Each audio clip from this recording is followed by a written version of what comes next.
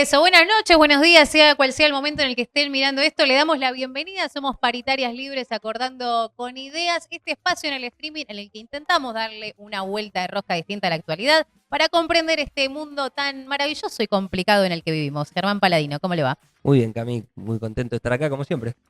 Programa número 13, 13. ¿seguimos con la superstición o ya Y cambiamos de está raro, página? viste, no tenemos ni invitado ni invitada, así que algo sucedió. Ni tampoco mate, Ni tampoco ahora que me fijo, mate. mira, Ni pero tampoco todo se mate. puede revertir. Sí, lo del invitado por ahí no, pero Eso lo del no, mate sí. pero el mate es probable que sí. Yo igual sabés que también en un momento era bastante supersticiosa. Después cuando fui creciendo, veo que se me pasó o intenté como romper con eso para no estar atada, ¿no? Y veía aparte que esto viene más bien de la religión. Viste que el 13 viene porque eran 13 los invitados a la última cena. En el capítulo 13 se habla por primera vez del anticristo. También se dice que a Jesús lo crucificaron un viernes 13, entonces viene como desde ese lugar, pero también quienes vimos Vikingos, ¿la viste? Sí, sí, Bueno, viste Loki, sí. que era una persona como un personaje que generaba cierta simpatía, Sí, ¿no? sí, y religioso también, un perfil medio Sí, místico. pero para los países escandinavos no era alguien muy copado que digamos, y está asociado también con el número 13, entonces también viene desde ahí. Mismo, bueno, la religión judía también, en el Cábala se habla de 13 espíritus malignos, o sea, tiene un significado, pero yo soy de las personas que creen que hay que resignificar las cosas y romper, así que vamos desde Paritarias Libres por ahí. Mismo en Argentina, otro dato, por ejemplo, es que en Boca el Flaco Traverso usaba la 13 y salió campeón del mundo, Libertadores y demás, así que vamos por ese lado acá de Argentina a resignificar el número 13. Invitamos a que nos sigan obviamente en las redes sociales para que nos cuenten a ver si cuando ven una escalera pasan de largo o si atreven y pasan por abajo también o cualquier tipo de superstición que se les ocurra. Nos pueden buscar en Instagram y en TikTok como Paritarias Libres, en Twitter como Paritaria Libre y en YouTube como Paritarias Libres acordando con ideas. Ahí, además de suscribirse, poner me gusta, esperamos que dejen sus comentarios para que podamos seguir interactuando en cada una de nuestras emisiones. Y comenzamos con esta semana, el que empezó el domingo, donde podemos decir quizás que nos volvimos a ilusionar. Dejamos de ser especialistas en Juegos Olímpicos, en fútbol nunca lo dejaremos de ser, obviamente somos especialistas del sillón, pero ahora se suma justamente la Fórmula 1 gracias a la incorporación de Franco Colapinto. ¿Lo viste? ¿Te gusta la Fórmula 1? ¿Cómo te llevas? Yo de chiquito Mm. estaba acostumbrado en casa a mirar más TC, Ah, claro. porque bueno, mi viejo era el típico Mm. que se sentaba a ver con la picada, después Ujú. los fideos y en el medio el FTC. Fórmula 1 poco, me acuerdo. No sé mucho del deporte, de las reglas y demás, hay que tener que dar vueltas y salir primero. Sí. Por eso me llama la atención que se haya festejado que salió Ujú. 12. Sí. Pero después, bueno, cada vez que aparece un argentino o una argentina en un deporte así que no estamos acostumbrados por ahí a seguirlo y demás, entusiasma. Así que empezás a meterte un poco. Y en la personalidad más de él, ¿viste? En las declaraciones donde él se Claro. declara es italo argentino, no, yo soy argentino, y todo lo que va generando hacia nosotros como ese sentido de nacionalidad que me parece piola. Ujú. Después lo escuché a él en una entrevista, y bueno, 20 años, joven, 21 años, 21 chiquitísimo. años, Sí. joven. El padre lo mete en esto, Ujú. era mecánico, Sí. y él acostumbrado a acompañarlo al padre al laburo, Mm. que de alguna manera a todos nos pasó, yo lo Ujú. acompañaba al cementerio, a mi viejo, porque laburaba en el cementerio. Bueno, no tan copado Por eso como te digo, Franco quizás, bueno, yo tengo una pero... relación por ahí con la muerte y Ah, con los muertos que diferente a la que pueden tener todos, claro. o mismo al cementerio. Ujú. ¿A vos te habrá pasado con la radio o no? ¿Vos no venís Sí, de en ese? realidad ¿Cómo mi fue eso? viejo no, porque mi viejo fue vendedor, Ah, después laburó en el subte, después laburó en el Ministerio de Educación, pero sí más por el lado quizás de la política. Yo lo acompañaba a mi viejo a claro. reuniones de política cuando tenía 8 años, por ejemplo, 9 años, a escuchar, a ver cómo todos discutían contra todos, porque me llamaba mucho la atención eso, así que sí desde ese lugar. Pero la ¿Viste? radio no, la radio La fue... radio la empezamos juntos en realidad, al mismo tiempo, cuando yo tenía 14 años, mi viejo trajo sí la idea de hacer un programa en conjunto con mi hermano también, y ahí fue que nos lanzamos, pero a la par, digamos. O sea, crecí con eso, pero no de acompañarlo a él, sino que fue un proyecto que lo encabezamos a la par. Mirá, Digamos. porque él decía, ¿viste? O lo odias la actividad de Sí. tus viejos, o bueno, te terminás metiendo. Él en su caso terminó metiendo, los pilotos que lo acompañaban al padre lo lo empezaron a llevar, a entrenar de pibe, y ya después decidió irse a Europa. Y bueno, me parece tremendo lo que hace, ¿no? Sentarse en un Fórmula 1 a Una 300 y locura. pico de kilómetros por hora con 21 años, ¿Cuánto pierden 7 kilos, no, Rama? Por entre 2 y 7 kilos, decía,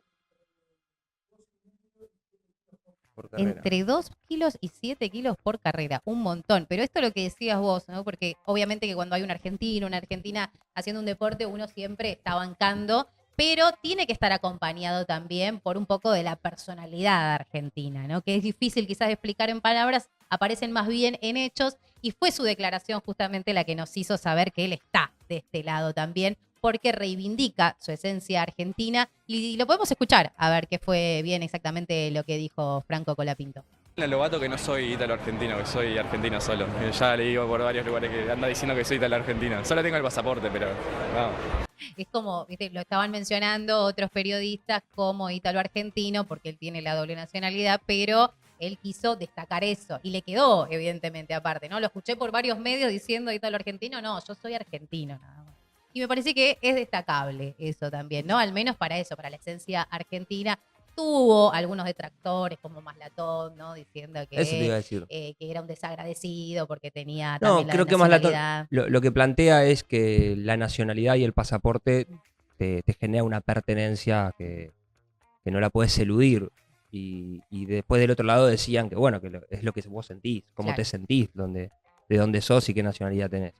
Yo creo que estoy un poco más con la conexión con el sentimiento. Si vos te sentís argentino, bueno, sos argentino más allá del pasaporte que tengas.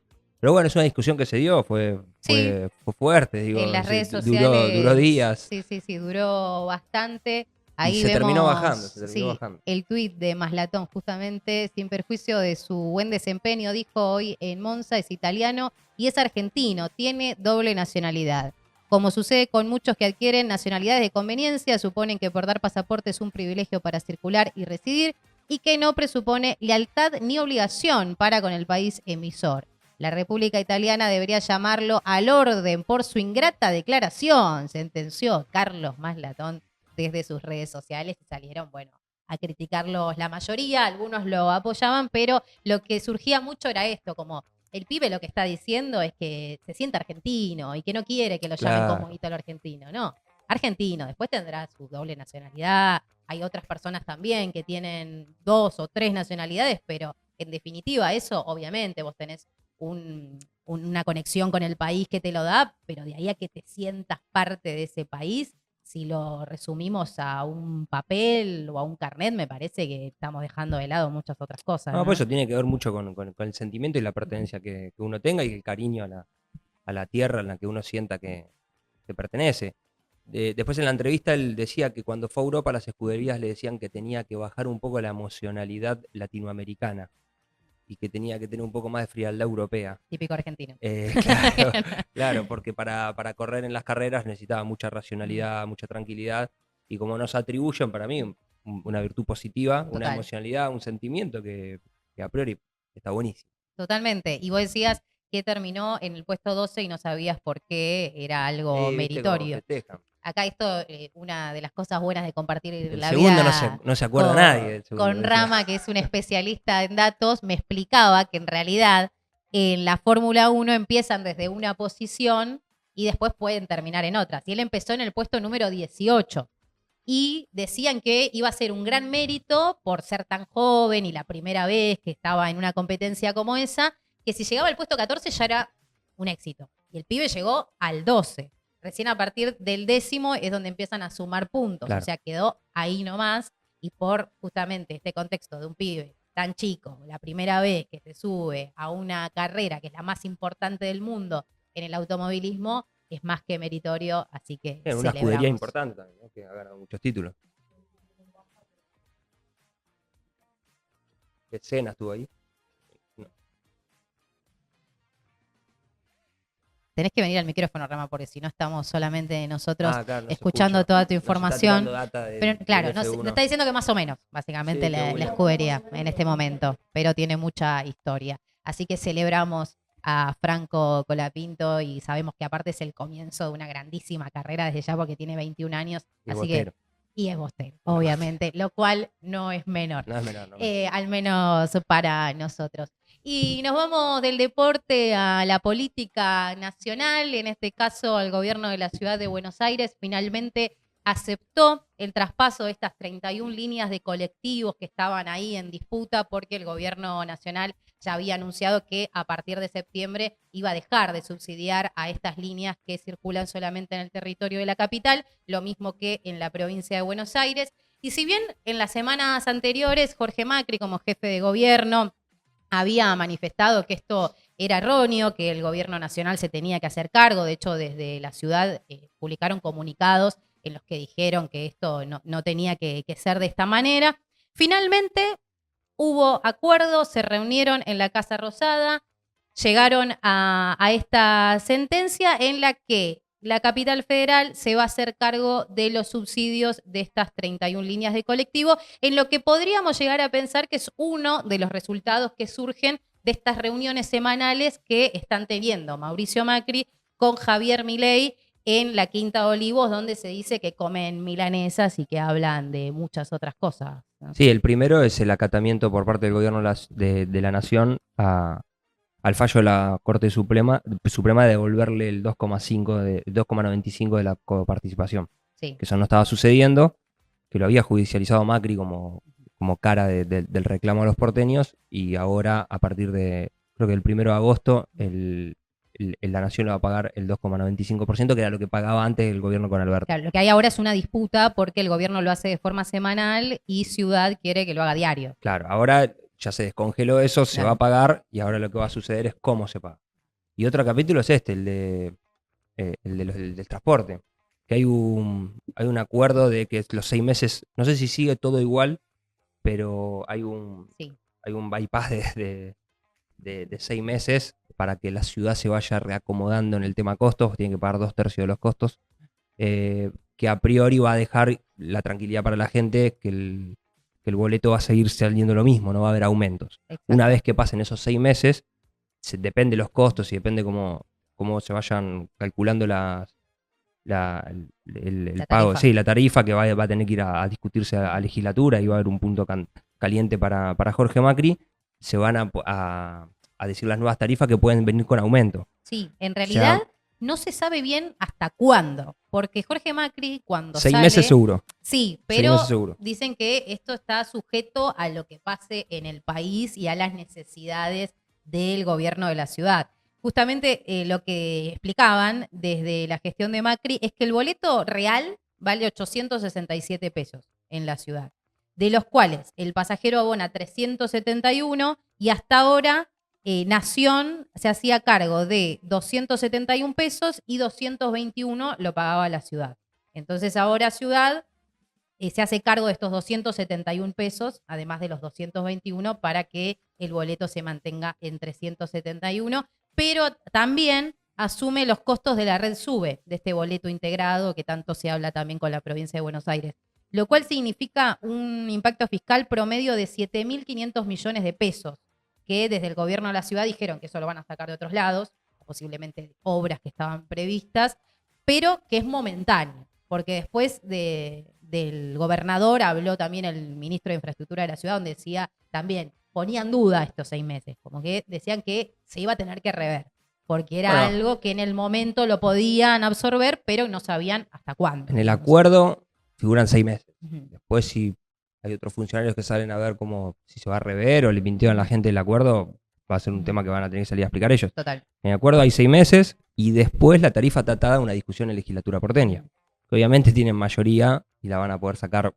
como quieran, pero bueno, ahí va a haber una oportunidad para la oposición de fijar una posición a favor del bolsillo de los porteños y las porteñas, pero también discutir que estos 2,95% de la coparticipación, que este bypass de 6 meses en que no te aumentan el boleto, en el traspaso de la Nación a Ciudad, yo creo que en un contexto de tanta recesión económica, de que no suben los sueldos, de que cierran las fábricas, de que las pymes y los comercios están vendiendo poco, de que hay poco consumo, creo que no va a impactarle a la gente, digo, ni la coparticipación ni estos 6 meses de que se va a estancar la tarifa.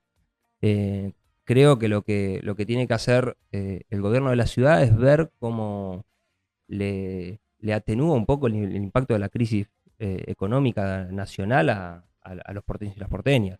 Después esto me parece que es todos gestos que tienen que ver con una interna que se está dando en todo lo que es el frente de la Libertad Avanza y del PRO, y esta nueva alianza que parece encaminarse para el 2025 entre Macri y Milei, y que es una alianza interesante porque a darse esa alianza yo creo que complica aún más el frente opositor a Milei, porque le da un sustento político no solo en la provincia de Buenos Aires, sino en el interior del país. Recordemos que las del 2025 son provinciales, pero cualquier tipo de alianza entre el PRO y la Libertad Avanza, que hoy se está dando y que estos gestos tienen que ver con eso, creo que pueden complicar al frente opositor, que está totalmente dividido, porque cuando vos ves el frente opositor, tenés al gobernador de La Rioja caminando para poder ser presidente del PJ. Cristina, que sale entre la discusión de juicio político sí o no, a posicionarse en contra de lo que pudo haber expresado Mayans y Moreno. Kicillof, también jugando una oposición fuerte al gobierno nacional, pero diferenciándose de todos los espacios como puede ser el de Moreno y también el de Cristina. Está todo tan atomizado en la oposición que una alianza entre Macri y Milei pueden garantizarle las elecciones en el 2025, por más que haya una crisis económica como la que estamos teniendo ahora. Si esto se profundiza, ya podemos ir a otro escenario.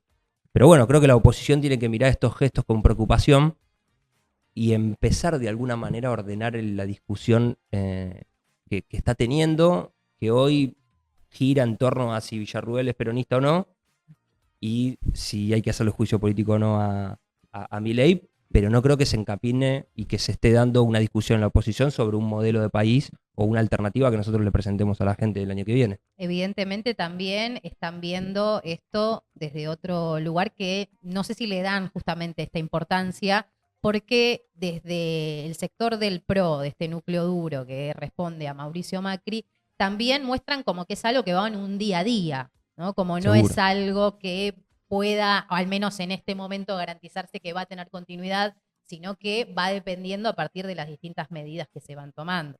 ¿No? O sea, vimos que en el Congreso también los legisladores del PRO votaron a favor de esta nueva ley de movilidad jubilatoria y que después de eso se dieron un montón de reuniones con las cabezas de los bloques y referentes del PRO con Javier Milei para rever esta situación y que cambien de parecer. Es algo que se está viendo en un día a día, minuto a minuto, y que también sirve, sí, para tirarle el polvo a la oposición, como es en este caso específico de las tarifas de los transportes públicos, como, que lo vimos también a Jorge Macri cuando salía de esta reunión con Javier Milei, que habló sobre esto y dijo en otras declaraciones que iba a hacerse cargo justamente de los subsidios de las líneas de colectivo, pero que mientras tanto desde la provincia de Buenos Aires Axel Kicillof no hacía lo mismo. ¿Lo tenemos a Jorge Macri para escucharlo? Si nosotros no hubiéramos absorbido el subsidio que paga Nación, es un boleto de 700 pesos, 740, impagable hoy para la gente.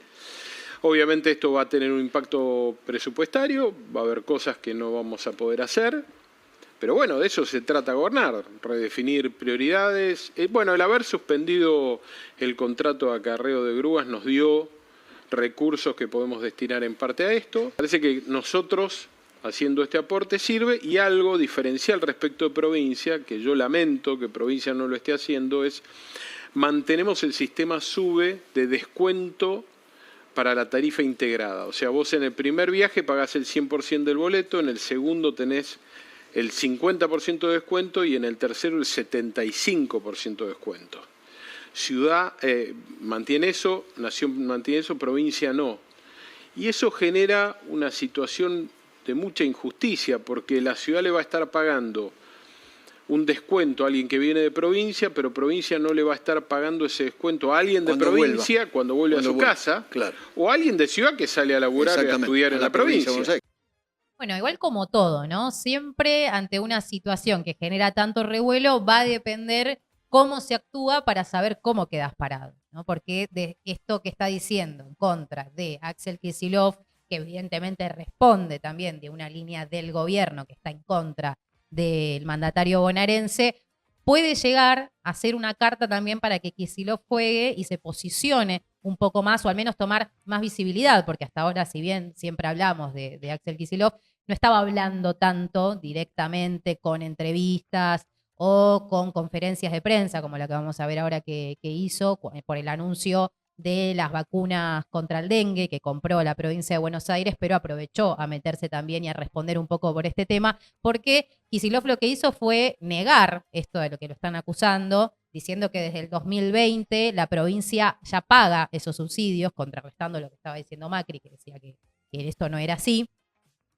Axel Kicillof dice que sí lo estaban haciendo y que denunció además ante la Corte Suprema que el fin de este boleto integrado, que es la Red Sube, es una decisión imparcial y arbitraria por parte del gobierno nacional. ¿Lo tenemos para escucharlo? Lo que trataron de instalar era que la provincia de Buenos Aires deja de pagar el boleto integrado que teóricamente le correspondía, repito, lo cortó la Nación y nunca le correspondió a la provincia y siempre pagamos la parte que nos corresponde y la vamos a seguir pagando, aunque la tarifa la fija Nación, si ahora hay aumento lo fija Nación.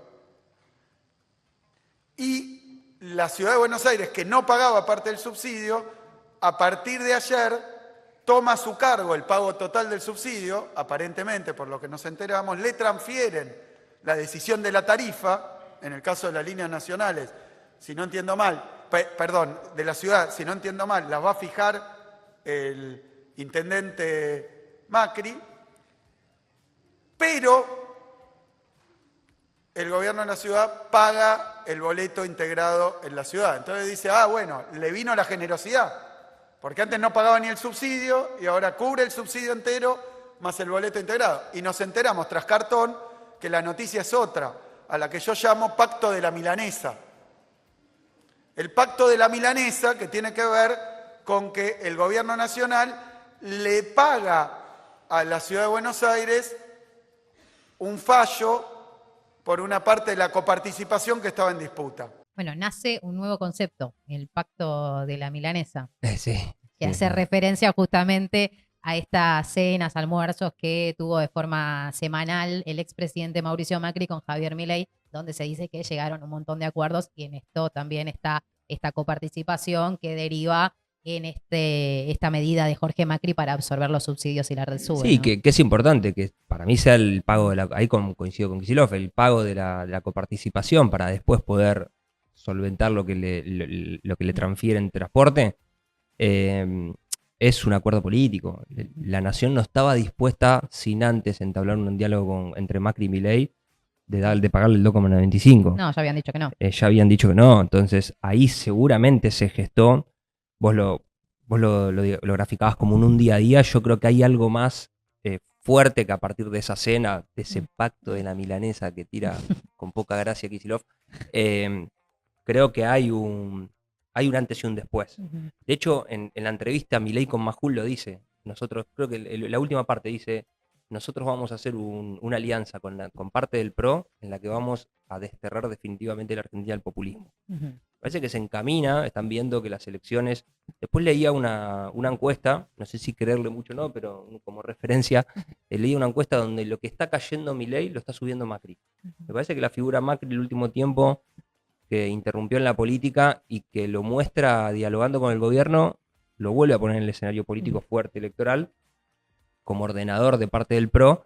Sí que creo que ahí hay algo interesante a analizar y a seguir, y como espejo el desastre de lo que puede ser el frente opositor, que está todo atomizado. El tema es qué es ser populista, ¿no? Porque justamente recién hablábamos de lo que pasó en el Congreso con la ley de las jubilaciones, donde el presidente también acusó de ser populistas a los legisladores del PRO, que votaron a favor. Entonces, un día sos populista, otro día no sos tan populista, ¿no? Como que a eso me refiero con el día a día, Sí, claro. que va variando a partir de las diferencias que tengan o no respecto al tema que se esté abordando. Mismo esto también está pasando ahora con este decreto que surgió desde el gobierno nacional acerca de la limitación al acceso a la información.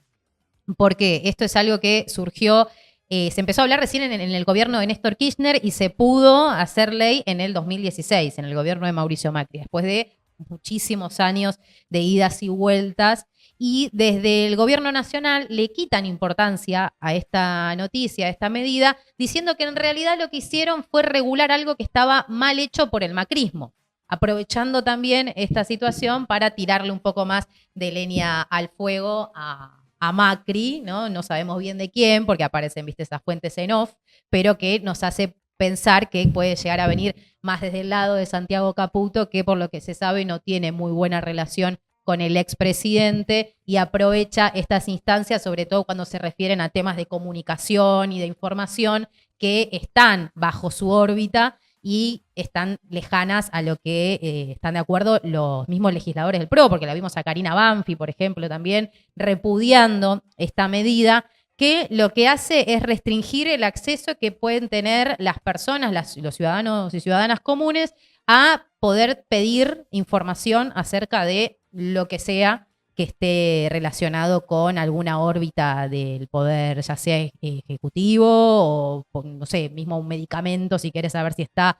también podés pedir un acceso a la información. Es algo general que ahora el gobierno se atribuye la posición de poder decidir qué es lo que te informo y qué es lo que no, basándose en la seguridad, en cuestiones de índole personal o privadas que hasta el momento no estaban regidas por esta situación. Entonces una persona residente argentina podía pedir tener acceso a eso y deja de estarlo. Entonces acá también vemos otra diferencia entre el macrismo y la Libertad Avanza, que repudia y que también dijo que va a avalar las denuncias que se hagan, porque esto de por sí es inconstitucional igual, porque un decreto no puede limitar el alcance de una ley.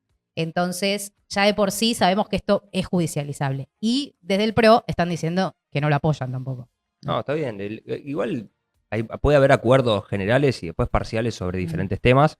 Creo que el acuerdo general se está gestando y sobre estos puntos naturalmente pueden tener alguna diferencia. La información tiene que ser pública para todo ciudadano que la pida, punto. Es así.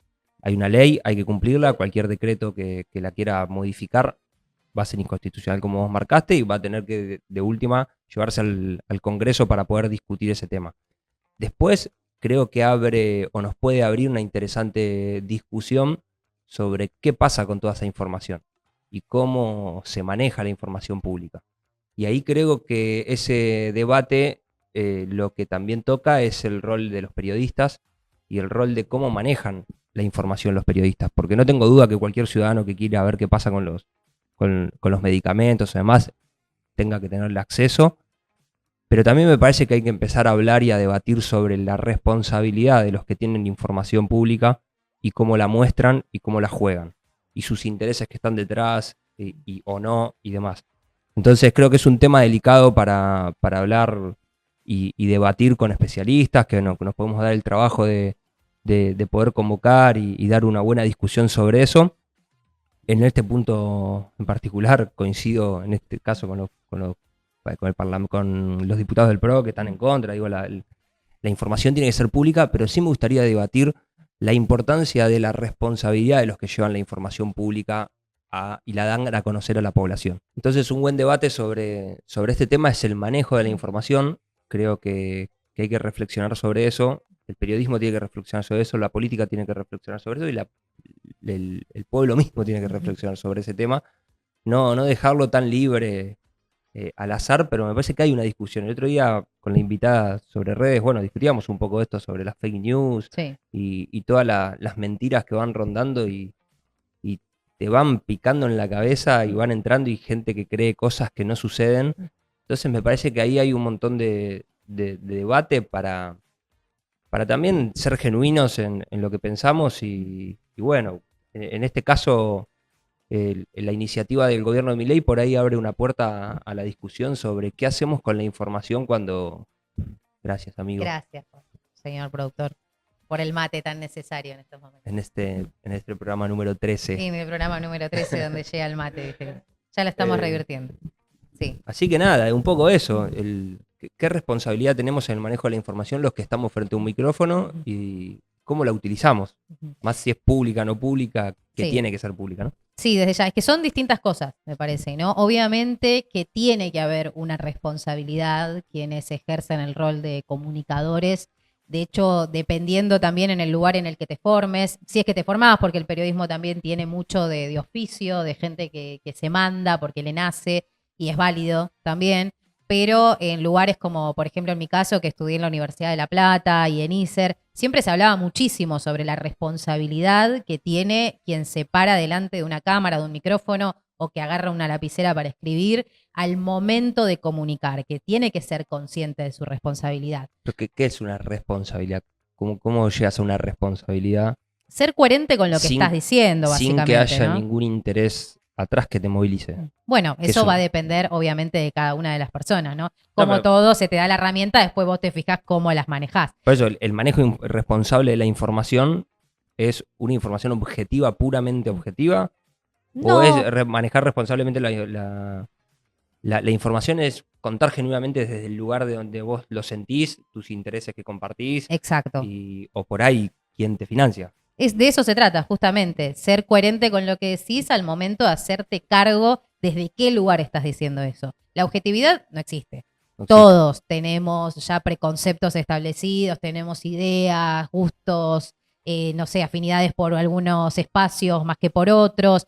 El Pero tema es el hecho sí cuando... existe. El hecho sí, el tema es cómo lo contás, va a depender también de tu subjetividad propia. Ahora, no querer decir que vos estás diciendo algo de forma objetiva, eso ya es obrar sin responsabilidad, porque justamente la objetividad no existe. Es ser coherente con vos mismo, hacerte cargo desde qué lugar estás parado, desde qué lugar lo estás diciendo, con qué objetivo, con qué línea, que es algo que es muy difícil que pase, pero existen. En este caso, por ejemplo, también lo hacemos nosotros, claro. ¿no? Lo que pasa es que el espectro es tan amplio, lo que hablábamos con Natalia Aruguete, por ejemplo, las redes sociales, donde es todo tan dinámico, de repente los formadores de opiniones son personas que se convierten en eso por la cantidad de likes que tienen y quizás en su día a día se dedican a otra cosa y no tienen por qué saber sobre esta responsabilidad. Acá nos estamos refiriendo más bien a periodistas que ejercen de periodistas, que son personas visibles, que saben que tienen un alcance, que generalmente se los ve en los grandes medios de comunicación tradicionales. Entonces, ahí sí uno exige, ¿pero por qué? Porque son formadores de opiniones natos. Entonces, uno necesariamente debería saber desde qué lugar esa persona te está informando y por eso también siempre es tan necesario, difícil pero necesario, decir que hay que escuchar a todas las voces para sacar una propia conclusión. Porque si vos estás todo el día escuchando a un periodista y lo más probable es que pienses muy parecido a ese periodista. Ahora, si vos te das este ejercicio de escuchar a distintos periodistas con distintos pensamientos, vas a por lo menos decir, bueno, quizás en este me acerco más a esta idea y con esto voy más por el otro y te permite sacar una conclusión propia que toma un poco de cada uno de esos lugares. Ahora, es necesario, obviamente, generar una responsabilidad. Fuera del aire hablábamos, ¿no?, sobre lo que pasó, por ejemplo, en plena pandemia, cuando Viviana Canosa, perdón, lo usé de micrófono, Tomás, te lo paso. Cuando en plena pandemia Viviana Canosa se tomó un trago de Sí, algo que parecía ser cloro Sí. y que después... Contexto pandemia. Contexto pandemia, después pasó que en distintos lugares, creo que había sido sobre todo en provincias del norte, aparecieron chicos que sus padres les habían dado cloro pensando que eso los podía ayudar a prevenir el contagio del coronavirus y que en algunos casos terminaron falleciendo o con enfermedades muy graves porque no se puede tomar cloro. Y lo que se hizo en ese momento cuando denunciaron a Viviana Canosa fue multarlos con que tenían que pasar un corto del Ministerio de Salud, que lo pasaron un día y en un horario de madrugada donde no lo vio nadie. Entonces, Claro, ahí hay una responsabilidad que no se cumple. totalmente, tiene que haber algo. Lo que pasa es que siempre en este tipo de debates aparece, bueno, pero entonces estás cercenando la libertad de expresión, porque si vos me estás diciendo lo que yo tengo que decir, pero no, me parece que hay que sacarlo de esos Bueno, lugares. La libertad ¿no? de expresión también es calidad de información. Debería. No Sí. es decir lo que se me ocurre No. y como quiero, porque también tiene un impacto sobre la sociedad y sobre la comunidad en la que vivís, y uno tiene que tener una responsabilidad hacia la comunidad.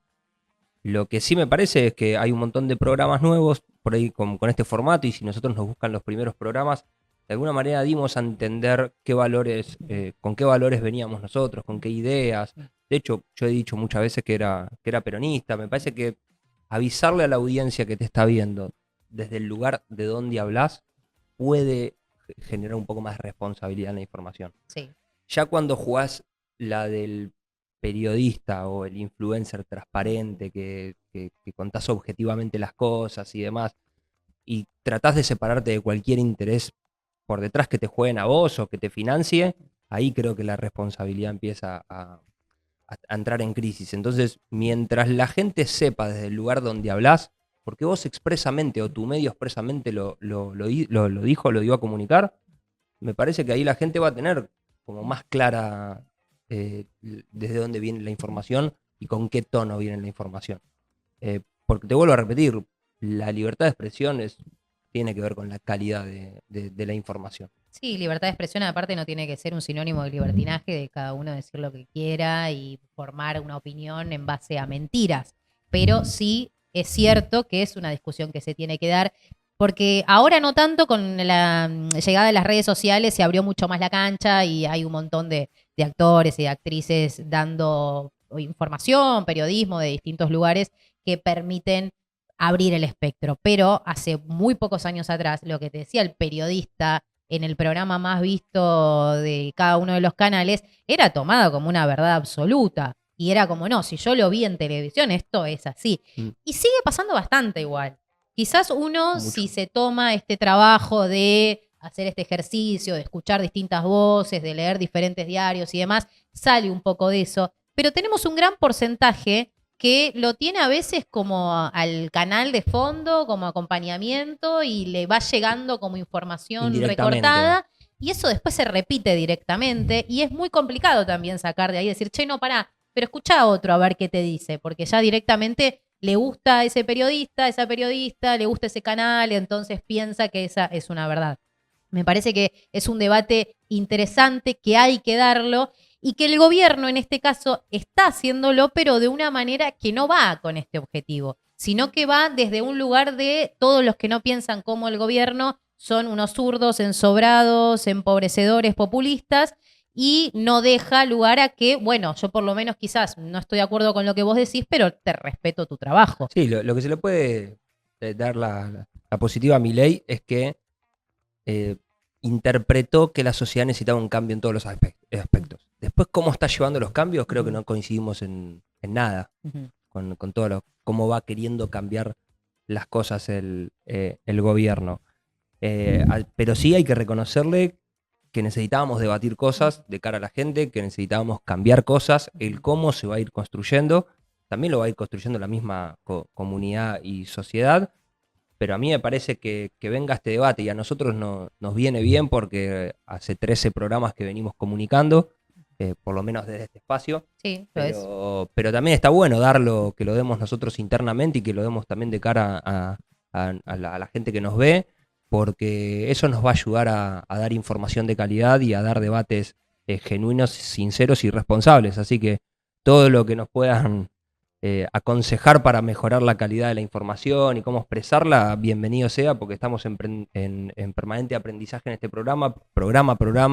Estamos tratando de hacerlo mejor y dar debates serios, de calidad y responsables, así que ese ida y vuelta nos va a ayudar un montón y este debate, bueno, bienvenido sea. Sí, obviamente, que es algo que lo tenemos que hacer y replicar en distintos ámbitos, no solamente delante de una cámara o de un micrófono, sino en un espacio laboral, con amigos, con familia, dar estos lugares, ¿no? Este tipo de discusiones que en definitiva son enriquecedoras. Y sobre todo cuando estamos en un momento en el que tenemos una sobreinformación generalizada, donde vemos este tipo de debates banales desde las distintas clases políticas, donde de repente llevan cosas que son válidas a terrenos donde se pierde realmente el objetivo que tiene. Esto que hablábamos del acceso a la información, que se trata de, bueno, de un decreto que intenta restringir el acceso que establece la ley, justamente es algo que afecta a todos por igual, pero desde el gobierno se trata de decir que es algo en contra de los periodistas que manipulan la información para desestabilizar el gobierno.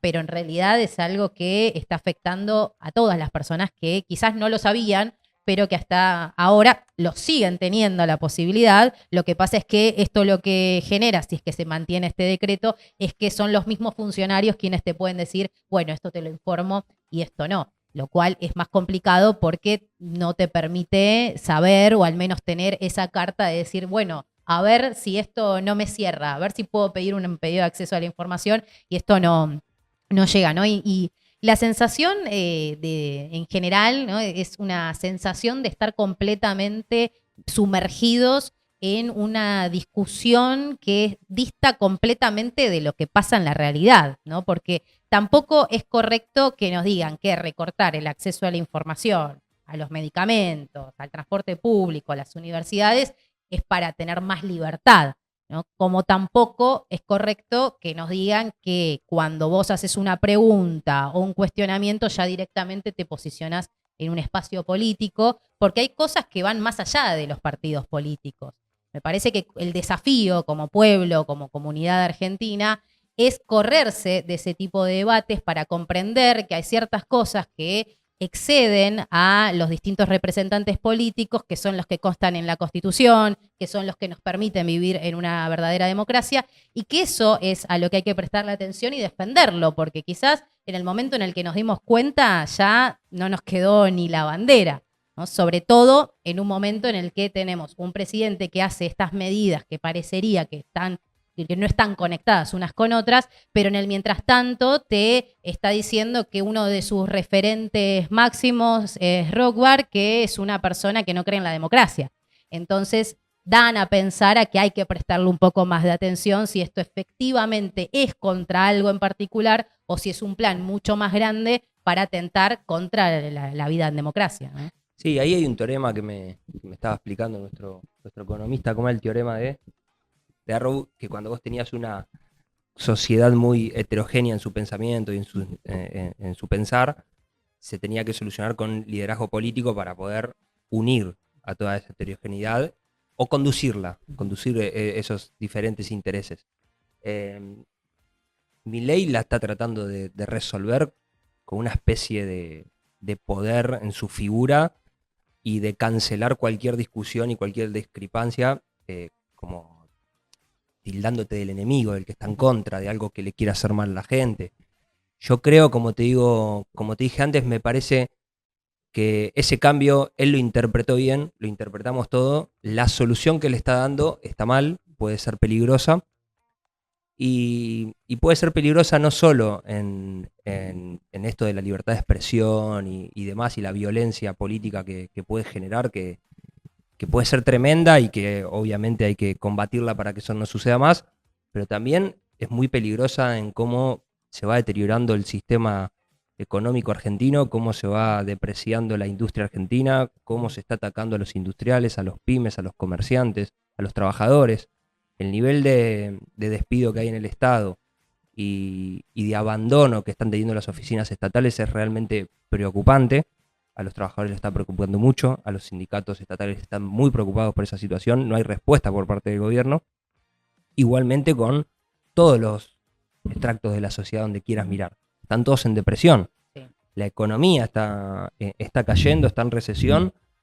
Nuestras fábricas están o vendiendo el 50% y cerrando. Entonces hay toda una matriz económica productiva en Argentina que se está despreciando, que se está llevando a su límite, que es mucho más preocupante porque eso después también hace a la libertad y hace a la democracia y demás. Está todo relacionado, claro. No hay país si no hay industria, no hay país si no hay trabajadores, no hay país si no hay salario digno y no hay nación si no tenés un sistema productivo económico pujante y competitivo. Entonces creo que estamos ante un escenario muy difícil en lo económico, en lo social, en lo político, que va a requerir de liderazgos políticos, va a requerir de líderes que sepan interpretar estos cambios y darle una solución de diálogo, de consenso y de construcción que espero que se exprese para las elecciones del año que viene. Por eso, en el primer tema que hablábamos, yo decía que me preocupaba mucho la atomización de la oposición y las discusiones banales y por ahí superficiales que se están dando. Y creo que eso que hay que mirarlo con hay que mirarlo con atención porque pasan los meses, ya estamos en septiembre, quedan 4 meses para fin de año y todavía no se avecina ni se ve ningún liderazgo de la oposición que pueda estar surgiendo, ni tampoco una unidad que se esté gestando. No, más bien todo lo contrario, se Todo lo ven contrario. grietas por todos lados. El tema también es de qué manera se le reclama a esos referentes que No hay manera de den este reclamarse, tipo de hay que discusiones. involucrarse. Para mí no hay manera de reclamarle a nuestros Ujú. dirigentes que actúen de alguna Ujú. manera o de otra. Creo que hay que involucrarse. Me parece que hay que trabajar para que nuevos cuadros y compañeros y compañeras que tengan la voluntad de representar y de hacer mejor las cosas, creo que tienen que empezar a jugar, tienen que empezar a mostrarse, tienen que empezar a caminar, a hablar, a proponer, a construir sus ideas, también no repetir ideas que por ahí dicen sus dirigentes y demás, tienen que construir sus propias ideas y después animarse a dar la discusión.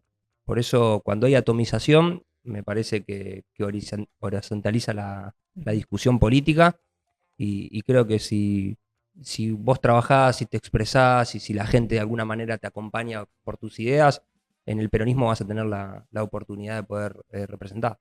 Es importante eso, porque uno siempre se termina como quedando cómodo esperando que otra persona haga algo y las redes sociales ayudan y fomentan también a esto, porque antes directamente se hacía desde un lugar más pasivo, ahora se piensa que uno está activo quizás poniendo un tweet, si consigue me gusta, si lo recomparten y demás, pero la realidad en definitiva está en la calle, no está en las redes sociales. Es una herramienta en la que hay que trabajar. Particularmente yo soy una creyente que es la comunicación siempre la base, expresada de distintas maneras, ¿no? De comunicar desde acá, pero comunicar en absolutamente en todos los aspectos de la vida. Uno siempre está comunicando, aun cuando cree que no comunica, también lo está haciendo.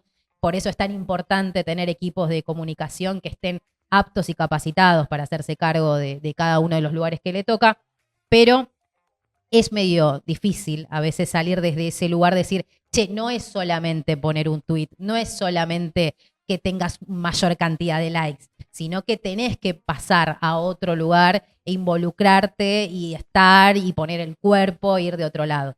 Lo que pasa es que también a veces las experiencias llevan a eso, ¿no? A la desconfianza, a ver este tipo de discusiones que no llevan a ningún lado y decir, ¿qué voy a hacer? Voy a estar yo, que estoy laburando 12 horas, dedicándole también encima 3 horas más a escuchar tipos que me griten y digan lo que tienen que hacer, catarsis, para en realidad que eso no llega a nada, porque después veo cómo se está llevando una cometa en el bolsillo.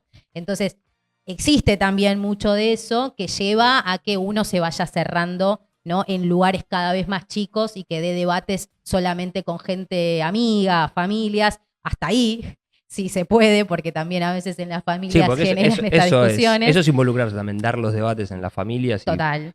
Pero, bueno, viste, a veces es eso, estar como dispuesto para ir a tener una discusión sí, y demás. lo que Eh, decíamos con Moreno también esto, ¿no? De qué manera desde el peronismo se genera ese incentivo para que las personas dejen de estar sentadas con Twitter y que pasen a una acción real en el territorio. yo creo que puede ser como, claro, ¿viste? El incentivo es la certeza de que va a estar todo mal y va a ser peor si no te involucras. Y de que si va a estar todo mal y va a ser peor, vos nunca vas a estar bien porque nadie se realiza en una comunidad que no se realiza. Entonces, Ujú. llegó el momento de aportar, llegó el momento de tu lugar, aportes no solo con un tweet, sino igual también, con un tweet también, También, sí. de alguna manera de dar la discusión política. Paritarias Libres es una expresión de eso. Me acuerdo cuando vos te sumaste, dijiste, y yo de algún lado me tengo que involucrar, y te involucraste de esta manera. Con Mariano venimos caminando también diferentes distritos de la provincia de Buenos Aires y de Capital y nos encontramos con muchos compañeros en los que nos dicen, estamos cansados de los que están, pero tenemos la decisión y la vocación de salir a jugar, de ser nosotros y de, bueno, apostar a esto.